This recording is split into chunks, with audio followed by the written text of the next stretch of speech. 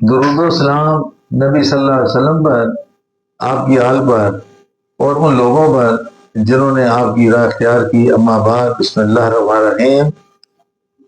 نکارہ خلق کے ساتھ امتیازاتی حاضر خدمت ہے۔ ناظرین، بلوچستان ملک کا رقبے کے لحاظ سے سب سے بڑا صوبہ ہے۔ اس کے ساتھ یہ صوبہ قدرتی وسائل سے بھی مالا مال ہے، لیکن بدقسمتی سے اس صوبے میں بے روزگاری عروج پر ہے۔ آج ہم آپ سے صرف بلوچستان میں گوادر کی بات کریں گے اور وہاں کے مسائل کیا ہیں۔ جیسا کہ بلوچستان کے جماعت اسلامی کے امیر مولانا ہدایت الرحمان نے 25 جولائی کو کوئٹہ سے اسلام آباد تک مارچ کرنے کا اعلان کیا ہے۔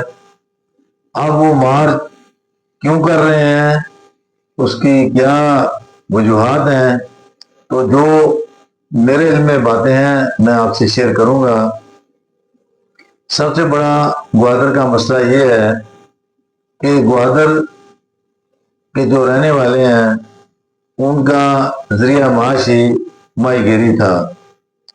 اب آئین کے مطابق 16 ناٹیکل مائلز جو ہیں وہ صوبائی حکومت کی ملکیت میں آتے ہیں، لیکن ماہی گیری کا جو کانٹریکٹ ہے، ٹھیکہ ہے، وہ وفاقی حکومت دیتی ہے، اور باہر سے آ کے لوگ بڑے بڑے ٹریلے مچھلیوں کے بھر کر لے جاتے ہیں، جبکہ وہاں کے جو مقامی لوگ ہیں وہ منہ دیکھتے رہ جاتے ہیں، وہ بے روزگار ہیں۔ ان کا سب سے بڑا مسئلہ ہی معاش کا ہے۔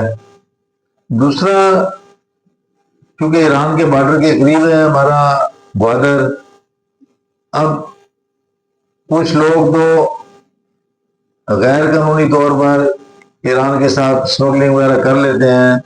اب ایران پر بین الاقوامی پابندیاں ہونے سے سرکاری طور پر تو تجارت وہ لوگ نہیں کر سکتے، بینک کے تھرو ٹرانزیکشن نہیں ہو سکتی، تو وہ تھوڑی بہت اسمگلنگ وغیرہ کر کے اپنی گزر اوقات کر لیتے ہیں۔ لیکن جو مقامی طور پر ان کا مسئلہ وہ یہی ہے کہ وہ مچھلیاں انہیں پکڑنے نہیں دی جاتی، ماہی گیری سے وہ محروم ہیں، جیسا کہ وہ پہلے کیا کرتے تھے۔ جب سے گوادر کی بندرگاہ بنی ہے یہ مسائل بھی پیدا ہو گئے ہیں۔ دوسرا، مجھے یاد ہے ایوب خان کے دور میں ایران کے ساتھ حکومت پاکستان نے ایک معاہدہ کیا تھا۔ تفتان کا جو ایریا ہے اس کا کوئی 700 میٹر رقبہ چوڑائی میں اور 100 کلومیٹر جو ہے وہ لمبائی میں، وہ جو رقبہ تھا وہ بلوچستان کے چرواہوں کے لیے مختص کیا گیا تھا کہ بلوچستان کے وہ جو لوگ جو یہ مال مویشی پال کر اپنی گزر اوقات کرتے ہیں وہاں چرا سکیں اور اپنا پیٹ پال سکیں۔ بدقسمتی اس معاہدے پر بھی عمل نہیں ہو سکا، اور وہاں کے لوگ جو ہیں وہ بے روزگاری کا شکار ہیں۔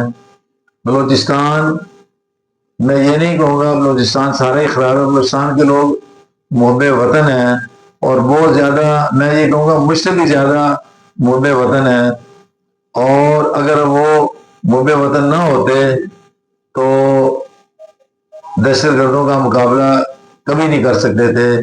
الحمدللہ ہماری افواج، ہماری بہادر افواج اور وہاں کے جو لوگ ہیں وہ دہشت گردی کا مقابلہ کر رہے ہیں، اور ہمارا صوبہ الحمدللہ محفوظ ہے۔ تو اس کے ساتھ یہ بھی مسئلہ ہے کہ وہاں پہ تعلیمی سہولتوں کا بھی فقدان ہے۔ ہمارے ایک بہت مہربان دوست جو بلوچستان میں 20 برس تک انہوں نے سول سروس میں خدمات انجام دیں، ڈاکٹر ظفر اقبال قادر، انہوں نے جب وہ ڈپٹی کمشنر کولو تھے 89 میں، تو سب سے پہلے انہوں نے طالبات کا اسکول وہاں پہ کھولا۔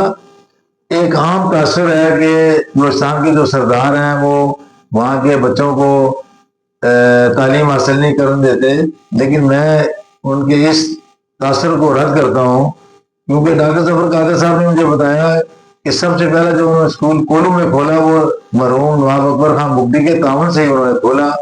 آج الحمدللہ ان کی تعلیم فاؤنڈیشن کے وہاں پہ کم از کم 10 اسکول ہیں.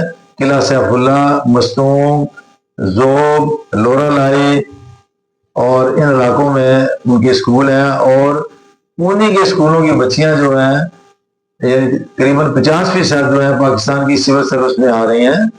تو اگر بلوچستان پر حکومت توجہ دے، ان کو تعلیمی سہولتیں دیں، ان کو روزگار دے، تو یہ کبھی نہیں ہو سکتا کہ وہ قومی ادارے میں شامل نہ ہوں اور وہ لوگ ملکی ترقی میں ہاتھ نہ بٹا سکیں. تو میری حکومت سے یہ پرزور اپیل ہے کہ گوادر کے جو مسائل ہیں وہ فوری طور پر حل کیے جائیں، وہاں کے لوگوں کے لیے روزگار کے مواقع کھولے جائیں اور تاکہ وہ لوگ پرامن طریقے سے اپنی زندگی گزار سکیں. بہت بہت شکریہ.